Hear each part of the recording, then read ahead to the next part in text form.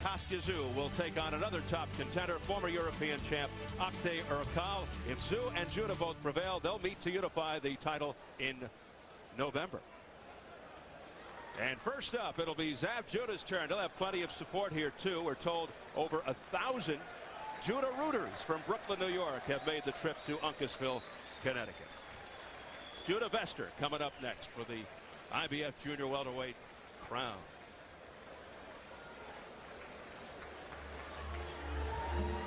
Getting set for the ring walk of Allan Vester as he comes in, the challenger out of Denmark, looking like all business. First world title shot, first fight on American soil. Had an outstanding amateur career with 75 victories, only 10 defeats. His only blemish as a pro last January, a draw against a fighter by the name of Nasser Al-Tumani. 5-0 since, with his last bout a majority decision over former world lightweight champion and southpaw George Scott in February in an IBF eliminator. So as Vester makes his way to the ring, Bobby, I'll ask you, only 3 knockouts in 19 fights, 18 wins. He was labeled an elite amateur by Judah. What's your assessment of Vester? You know, that's an interesting phrase, an elite amateur. He still has maintained a lot of his amateur type style. Again, not a big puncher, looks to outpoint you. To outpoint his Judah, you're going to need to match his speed, which I don't think he can do. I think the guy really has to work it out for him. Maybe stepped up all the way to the top a little too quick. Yeah, good boxer, good counter-punching skills. Defense is a strength. Lacks a lot of experience, and his quality of opposition is something to be desired. Maybe taking on too much too soon here tonight against the quality of Judah. I think the very first 2 rounds are going to be exceptionally important for this young man. If he can hold off Judah, control him a little bit, set the distance, do some of the things he needs to do, he can be in decent shape, at least take this fight some rounds. And you know, his opponent, Judah, is very anxious to get it on tonight. He's been waiting about 5 months. There's the belt, the IBF 140-pound belt. The old Judah, the father and trainer of Zab. After rice, then it's probably less. And after the uppercut, the 2 is the next. Yes, y'all, game over with Zab, bro. It's like the blows don't stop till they see some fall. Plus, we in it for it all. That's the BK code. A few jabs from the Zab, then you TKO. If 1 punch can make you fold, then you ain't a real pro. And if it ain't about dough, it ain't MTO. So you better learn to block, or even move off the block. Let's play dirty. Go ahead, Zab, now. Pop some tops. Well, you know he's a star when he has his own music, right? There are his fans out in full support from Brooklyn.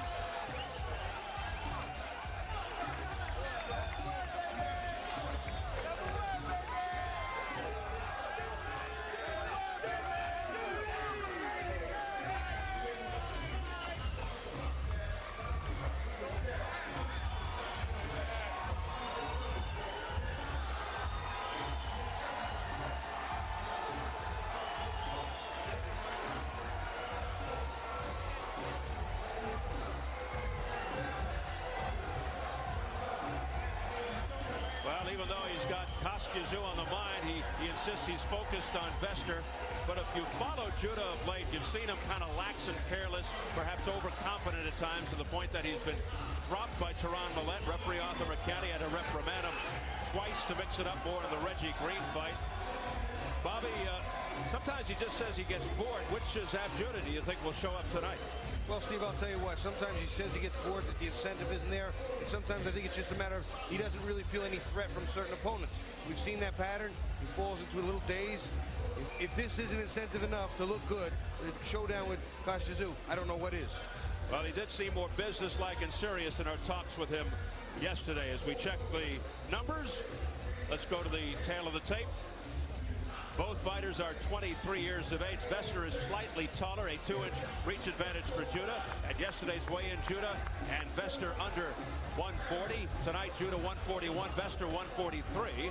And the key rules for this world title fight: there's no standing 8 count, no 3 knockdown rule. A fighter cannot be saved by the belt in any round. If an accidental headbutt occurs before the end of the 4th round, the fight is ruled a no contest. If it happens after the end of round 4, they go to the scorecard. So here at Mohegan Sun, Zab Judah, Allan Vester at stake, the IBF junior welterweight belt. Let's get the introductions from our ring announcer, Jimmy Lennon Jr.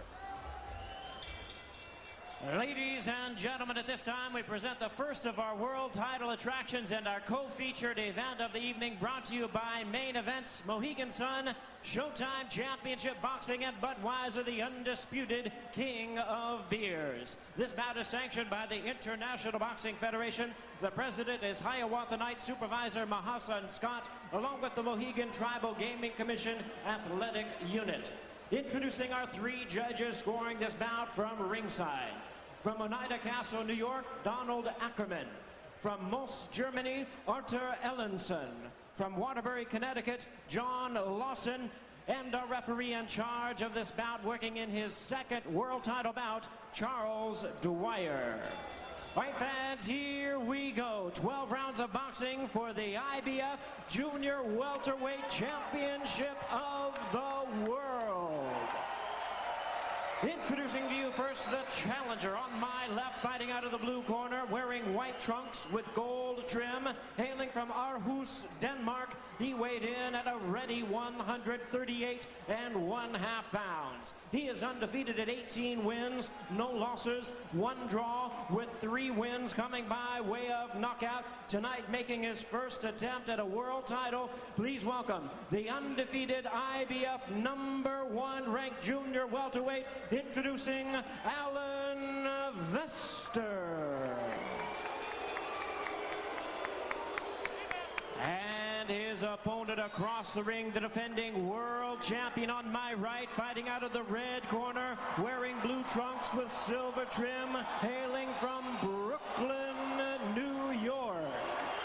He weighed in the same as his opponent, 138 1/2 pounds. He also is undefeated at 26 wins, no losses, 1 no contest, with 20 wins coming by way of knockout. Tonight, ladies and gentlemen, he is making the 5th defense of his title. Here is the undefeated IBF Junior Welterweight Champion of the World, introducing Zab Super Judah. Once again, Charles Dwyer, our referee in charge. 12 rounds of championship boxing schedule.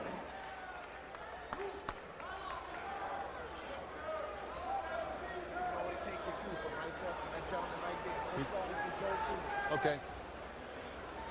Wait for the cue.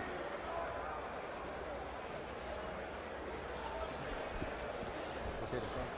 Gentlemen, you both know the rules. Let's have a good, clean fight. Obey my commands at all times. Shake hands. Good luck. What are you calling? This man will cue you for the back. One of the better stare downs we've seen in some time. Keys to victory, Bobby. Let's start with the champion, Zab Judah. First of all, use his overall speed, hands and feet. He is blazing. Number 2, cut off the ring. He's got a guy who's going to move and stand the outside. And lastly, work the body, then go up to the head. That's the best way to stop him in his tracks, then take the head. For Allan Vester, he wants to use a very effective jab. He's going to have to put something in Judah's face to keep him off. Also, with that jab, maybe set the fight distance. He can't fight inside, and Judah can. And lastly, the straight right hand is his best punch, and it's very effective against southpaws in general. Went right to Judah, dominant and sharp, elusive and slick, exceptional speed with pop, very sharp, accurate puncher with excellent reflexes, tremendous right uppercut, and has infinite energy. The key is to harness that intensity. Don't be over exuberant. I'll tell you right now, Steve, Vester squares off a lot, bringing his right shoulder forward. He's going to walk into a straight left hand from Zab Judah, and he's going to get hurt. He squares off way too much against a guy this fast and this sharp and accurate.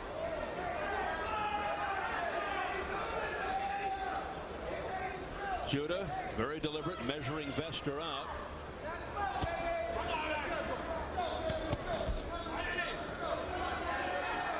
Said he spent part of his time at the Palm Beach training site working on cutting off the ring, which could be of value tonight against a guy like Vester. He pops him with a straight left. Combination blocked by Vester's gloves. Vester's definitely keeping his hands up. He's worried about the speed and the power of Judah. Not fighting a bad fight right now, keeping Judah neutralized to a degree.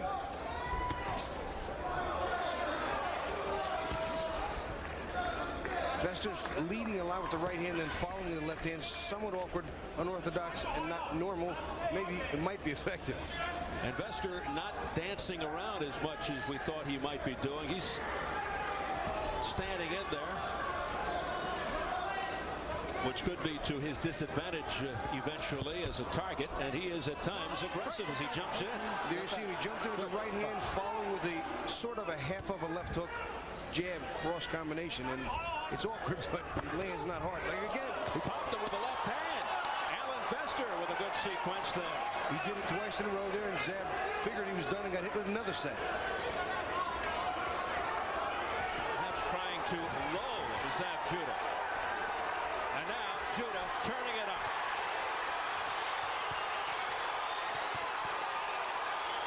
Zab didn't land a lot of those clean, but a couple of them got through, and Zab walked into another set. That's an awkward combination, but he keeps getting hit by it.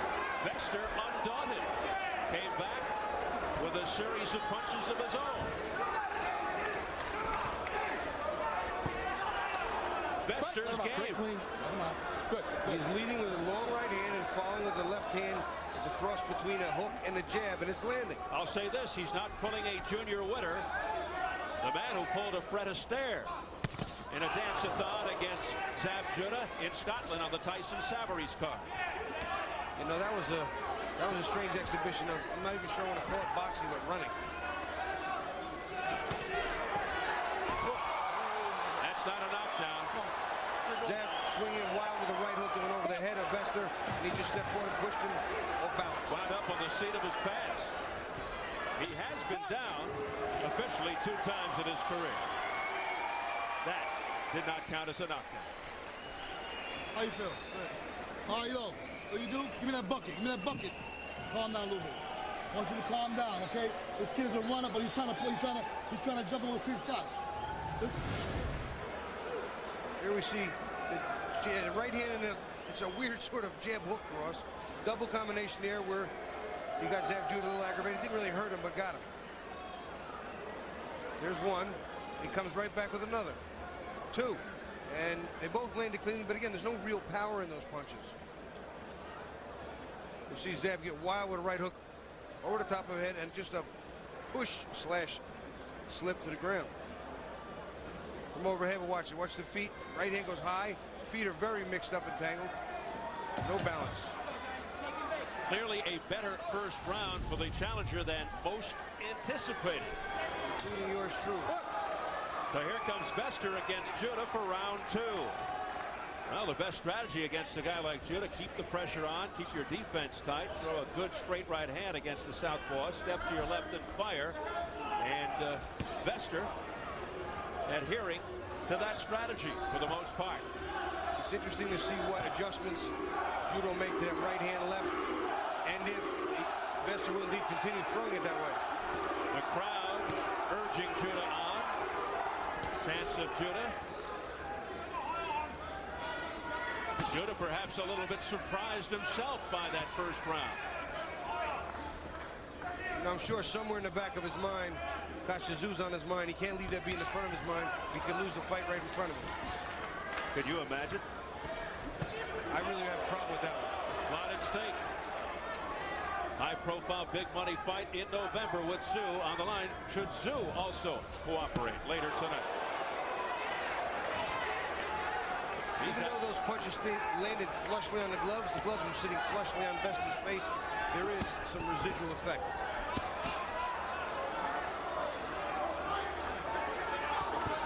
Vester very tricky. Get him out. Break clean. Watch your heads. Good. So far, Zab Judah has not solved the puzzle. Now Vester working out of a deep crouch. He's showing Judah a lot of looks. Vicious with that slapping right. And if you notice, Vester has been able to move to his left quite a bit. There's a good left hand by Judah on the head of Vester, and now he's beginning to pick it up. Another combination right-left by Zab Judah, and down goes Vester. Overhand left as well as that right uppercut got him good. Vester on the canvas for the first time in his career. 6, 7, 8. Okay. Gets up rather fast, though. Minute to go, round 2. Judah trying to end it here, jumping all over Vester. Down to uppercut started that one again, Steve. He slipped, came inside, right uppercut, and left over the top. Judah jumps on the turnbuckle. It's not over, Zab. Hey, you okay? He was celebrating with the audience. Two knockdowns here. And Vester landed a nice right hand and left hook. No 3 knockdown rule.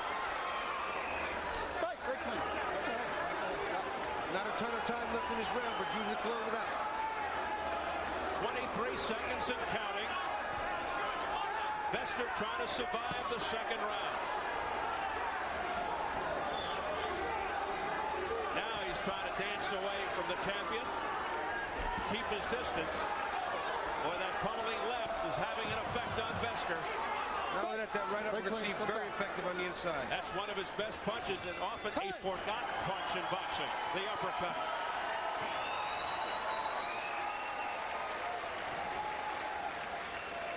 Vester makes it. Skyld, den her tandbeskytter, så skyldes bare sæt vandet. How we doing? Fine, fine. Henrik Riesem, our translator. I'm okay. I'm okay. Det er benene. Legs are right. Højbrødsvingen af nu. Hun tager der kommer rigtig Just bare throw the rundt. right hand. Ikke? Og så bare smæk den af nu. Just throw the punch. Fuld respekt. Get his respect again. Det var godt. Flyt dig. Move. Tilbage igen. Take a look at that first knockdown. Zab Judah coming in.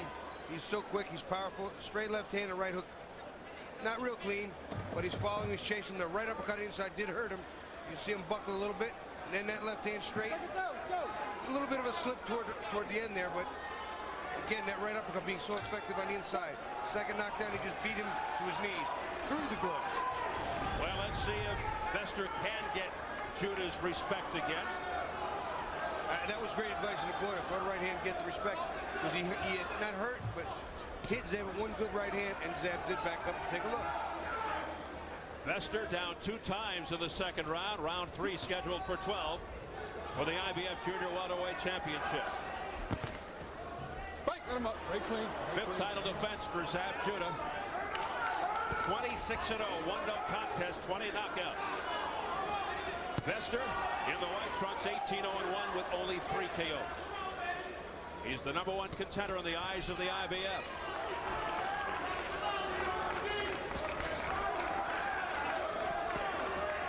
Right, get him up. Right clean. Charles Dwyer from Portsmouth, Rhode Island, the 3rd man of the ring.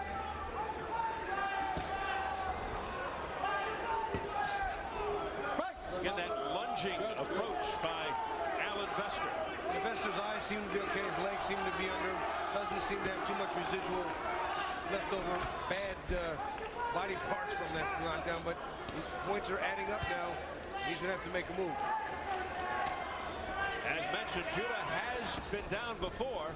Right clean. Right clean. Mostly when he's caught off guard. Once against Jan Bergman when he won the vacant title right here in this arena. And against Teron Millett 3 fights ago, he walked right into a punch. It was a nice attempt, a right uppercut and a left hook by Vester, but he doesn't have the power that Zab has. He doesn't have the power of a Kostya Tszyu. He's not going to really get the respect he needs unless he throws good combinations. And you have to wonder what might be going through the mind of Kostya Tszyu as he takes this one in backstage. Watching Zab Judah. You know, I truly wonder if he's even watching and leaving any of his attention to this fight as opposed to what he's got to do. Really think so, huh? It's possible.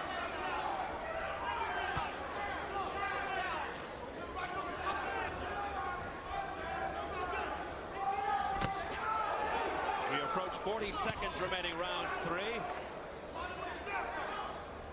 More of an uneventful round as opposed to the first 2. More action-packed. Right clean. Get him up. Vester bouncing back from 2 knockdowns in the last round.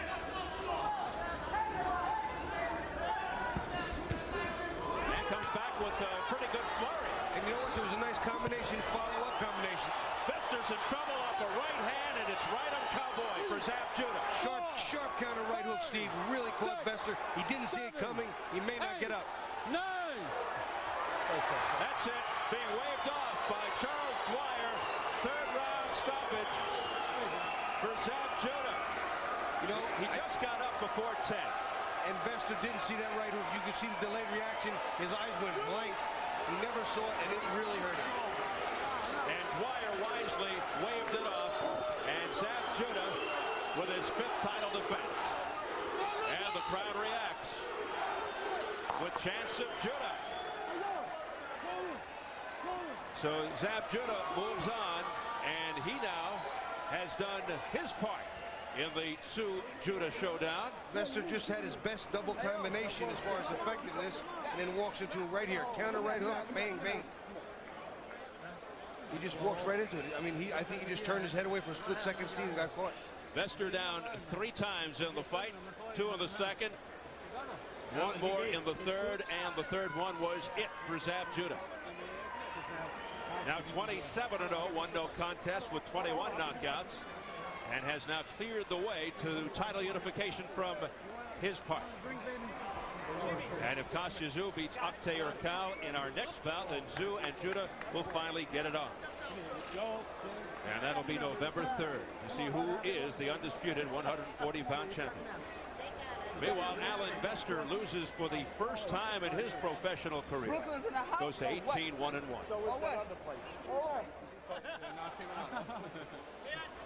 Well, nice to see him smile. He's okay. All right, let's walk you around. We're going to take a look at the replay of that knockdown. There's a nice right hook right there that sort of catches him, and he doesn't see it. And you see him stagger, stutter, look around, go to his knees, and then dive face first into the corner. It didn't look that powerful at the time, but when you don't see them coming, we'll watch it again. Zab Judah waiting. Vester had a nice combination. Zab now back on the attack. Gets his man with the, tries to get him the uppercut, but lands a very clean, but not appearingly so hard. When you catch a fighter looking, sometimes they get short-circuited. I can't imagine that this right hand was better than some of the other punches he'd already absorbed, but the results speak for themselves.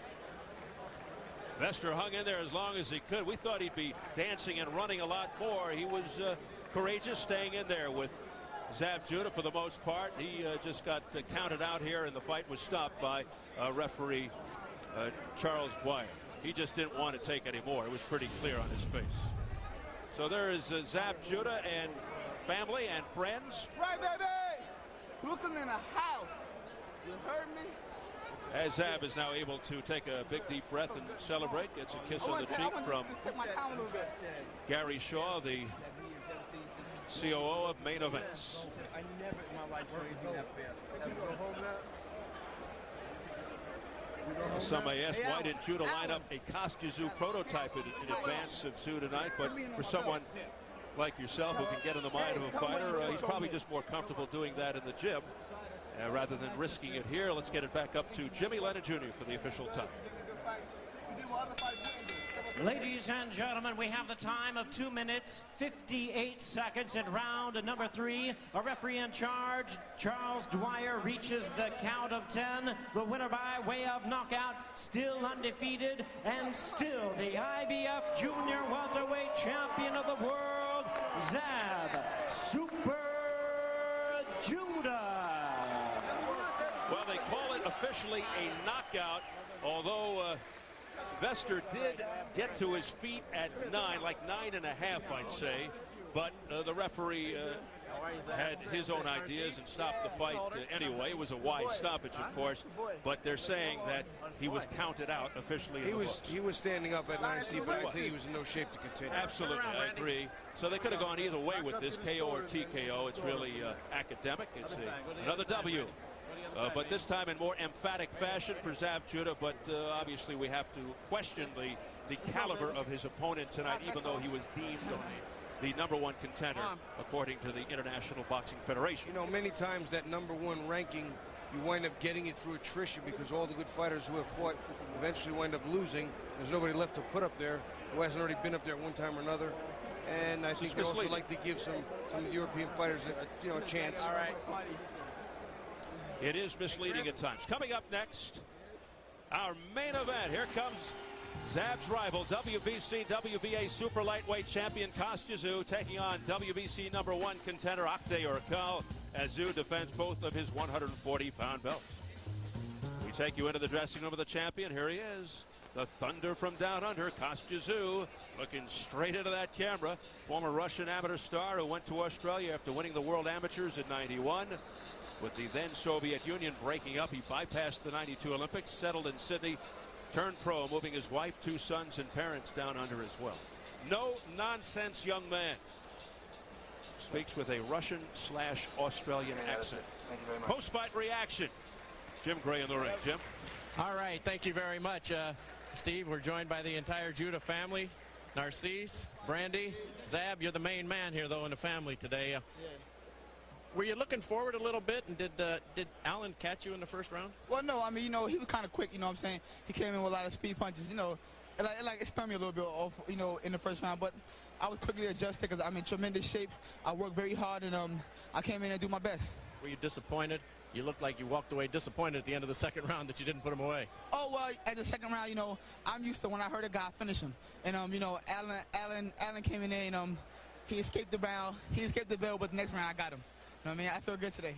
Let's take a look at the couple of knockdowns that we had. First in the second round, Zab, tell us as we look at the monitor here exactly what's happening. You know, I'm setting up.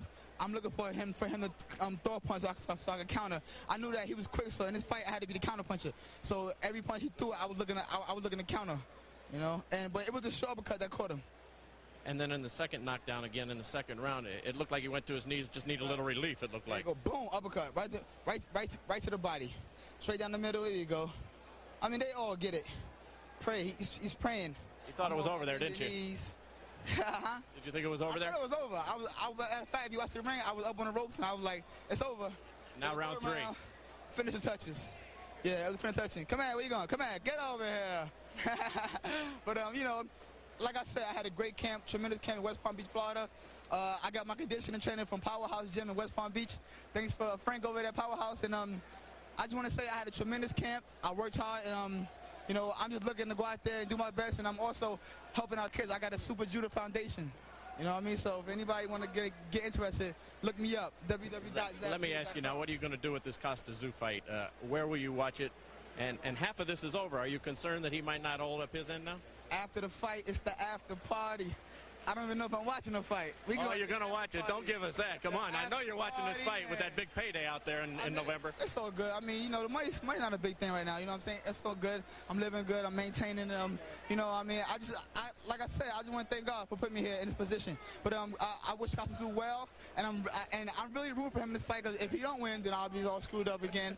But so I really wish him well, and I hope he win. And hopefully in November, me and him should lock heads up. How much would you have preferred that Tszyu would have lived up to what was bargained for in the first place and fought you tonight? Well, I mean, or back even before it was postponed, before tonight. Well, I'm from your word is everything, and if you give a man your word, you know, that's your word. You know what I mean? And that's like shaking on it or making a bet, whatever. But evidently he didn't live up to it. So what you want me to do? I mean, but you know, I'm still here. I fight the best out there. I did not pick this guy. He's the #1 contender. He worked his way up to the top, and I took him on, knocked him out. What can I keep saying? You know what I mean? They say I can't beat nobody because nobody want to fight me.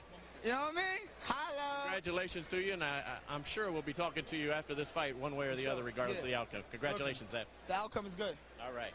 Steve, back to you. All right, Jim, the outcome is good for Zab Judah.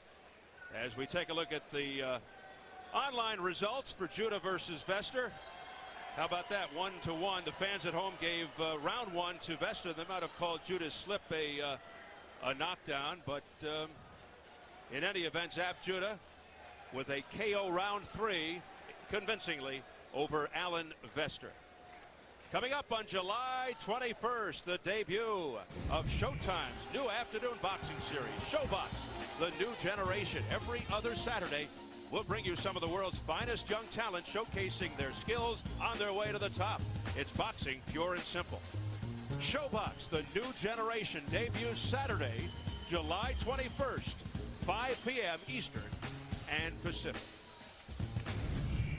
And for more on that, let's check in once again with our Jim Gray. Jim? All right, thank you very much, Steve. Well, we are very pleased to announce at Showtime that Nick Charles from CNN, you've known him for many years, you've become quite familiar with him, will be handling ShoBox, the play-by-play, on Showtime on Saturday afternoons, 5 o'clock, every other Saturday. It starts on July 21st. And tell us a little bit about this series, Nick. Well, Jim, I got to tell you, the most exciting thing to me the best young talent, both here and in Europe. You can't pad your record here. Let me give you a great example. Our debut card, Atlantic City, July 21st. Martin O'Malley against Leo Doran. 2 lightweights, both 17-0. These are guys just emblematic of this whole series. They want exposure, they're hungry for it, and they're willing to lay it on the line and take a shot because they both have unbeaten records. Competitive fights, the whole thing. Real fights for real people. What can I say? And that will be the mission, is to have competitive fights and to try and build some guys so that they can move on with their careers? Absolutely. Guys you may not have seen, you will see. The stars of tomorrow, today. That's the whole object. Be there. It's ShowBox, the new generation. Well, Nick, we're all very excited about it. We're happy for you. You're well, a class it's a thrill act, to be part of Showtime. We're pleased you're joining us. Thank you, Jim. All right, back to you, Steve. All right, Jim. Well, Nick's got me psyched. ShowBox, the new generation, debuts Saturday, July 21st, 5 p.m. Eastern and Pacific. Up next, Kostya Tszyu.